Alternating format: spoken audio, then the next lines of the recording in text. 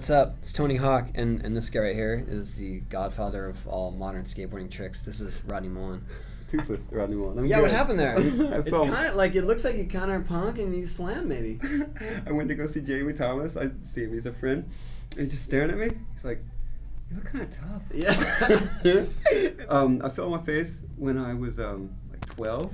It's been cracked up ever since. And I just bit into a sandwich like a couple months ago. And it popped out. So whenever I'm with my wife, it always comes up and I just point to her, you know. That's a good one.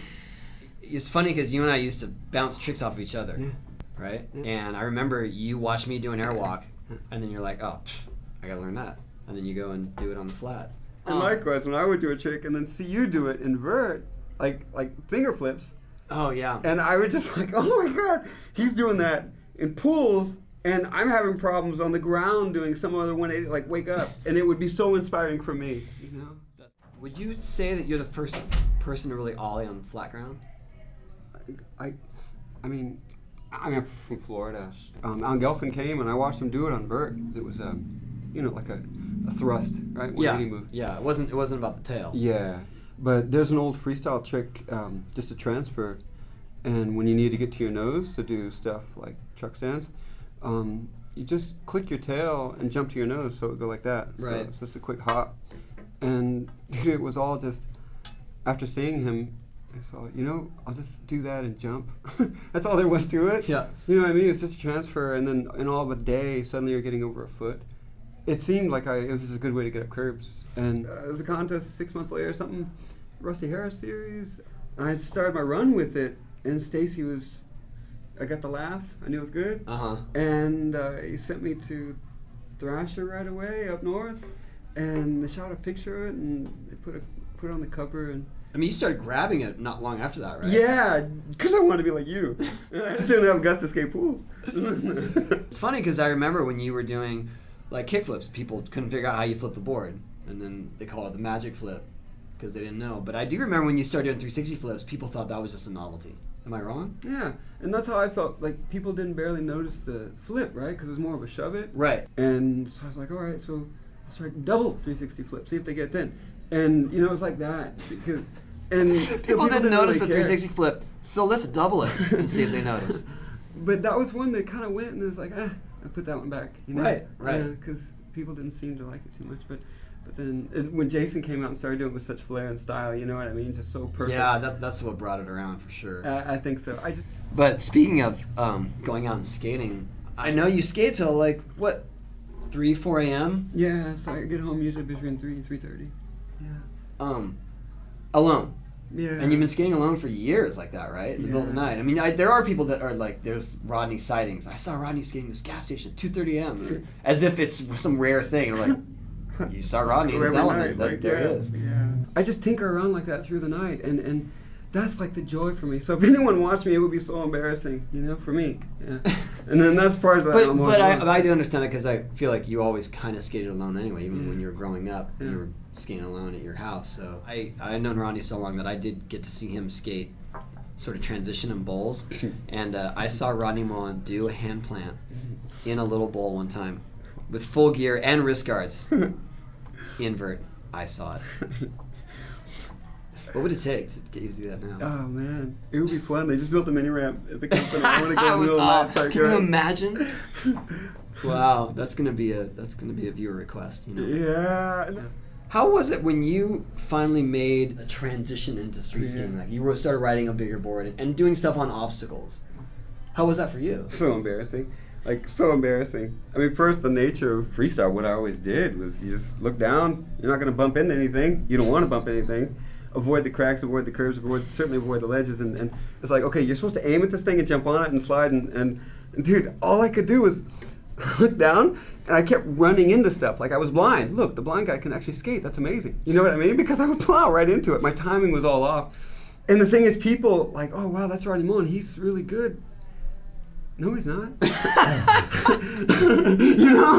Welcome to my street career. Right. Exactly. Speaking of switch, I mean, you made it your mission to just completely switch your stance. And I remember right around that time, I asked if you could do like a quick trick tip for this video we're making, like something really that would be easy for you, but impossible, or a double kickflip or something, anything. And you said, I can't do anything in my normal stance, or it's like getting too close to the black hole. Because you had trained yourself so well to start skating goofy-footed that you were like, if I do anything regular, it's all over. That's what you told me. And it was like this most serious, I just can't do it. There's no way. That's okay. The gist of it is this: you know, everyone's done your back foot bounces off, you do the splits, right.